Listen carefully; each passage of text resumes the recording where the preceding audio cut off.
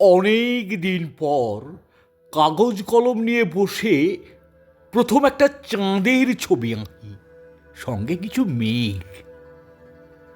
তারপর যথেষ্ট হয়নি ভেবে গোটা তিনেক পাখি, ক্রমশ একটা দেবদারু ও কয়েকটা কলা গাছ।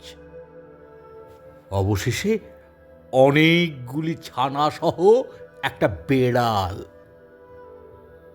এইসব এঁকে এঁকে তবু কাগজের নিচে 4 আঙুল জায়গা বাকি থাকে।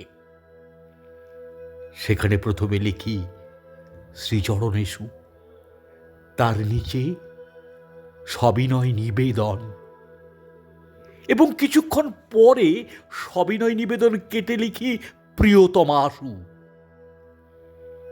এবং একটু পরেই বুঝতে পারি জীবনে এই প্রথমবার প্রিয়তমাশু লিখলাম। প্রিয়তমাশু, তুমি তো জানো না, জীবনে তোমাকে কোনো দিন ঠিক মতো সম্বোধন করা হলো না।